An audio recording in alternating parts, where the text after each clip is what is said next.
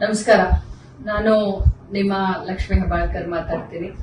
ಇವತ್ತಿಗೆ ಕರ್ನಾಟಕ ರಾಜ್ಯ ಸರ್ಕಾರದ ಮಹತ್ವಾಕಾಂಕ್ಷೆಯ ಯೋಜನೆಯಾದಂತ ಗೃಹಲಕ್ಷ್ಮಿಯನ್ನ ಜಾರಿಗೆ ತಂದು 1 ವರ್ಷ ಆಯಿತು.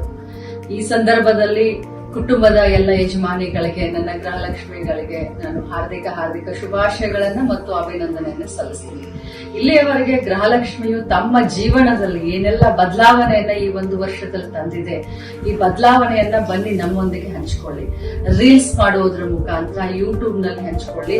ಯಾರು ಜಾಸ್ತಿ ರೀಲ್ಸ್ ಓಡುತ್ತೆ, ವ್ಯೂಸ್ ಸಿಕ್ಕುತ್ತೋ ಅಂತ ಕುಟುಂಬಕ್ಕೆ, ಅಂತ ಯಜಮಾನಿಗೆ, ಅಂತ ಗೃಹಲಕ್ಷ್ಮಿಗೆ ನಿಮ್ಮ ಲಕ್ಷ್ಮಿ ಹೆಬ್ಬಾಳ್ಕರ್ ಕಡೆಯಿಂದ ಒಂದು ಬಹುಮಾನ 1 ತಿಂಗಳು ಅಂದ್ರೆ ಸೆಪ್ಟೆಂಬರ್ 30ನೇ ತಾರೀಕಿನವರೆಗೂ ನಿಮ್ಮ ರೀಲ್ಸ್ ಗಳನ್ನ ಯೂಟ್ಯೂಬ್ ಗಳಲ್ಲಿ, ಫೇಸ್ಬುಕ್ ನಲ್ಲಿ ಅಥವಾ ಇನ್ಸ್ಟಾಗ್ರಾಮ್ ನಲ್ಲಿ ಹಂಚ್ಕೊಳ್ಳಿ. ಜಾಸ್ತಿ ವ್ಯೂ ಸಿಕ್ಕಂತ ರೀಲ್ಸ್ ಮಾಡದಂತವ್ರಿಗೆ ನನ್ನ ಕಡೆಯಿಂದ ವೈಯಕ್ತಿಕವಾಗಿ ಒಂದು ಬಹುಮಾನವನ್ನ ಕೊಡ್ತೀನಿ.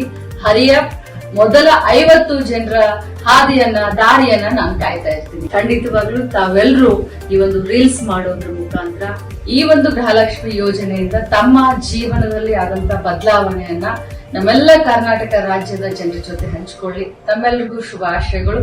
ನಮಸ್ಕಾರ. ಎಲ್ಲರಿಗೂ ಒಳ್ಳೆಯದಾಗಲಿ.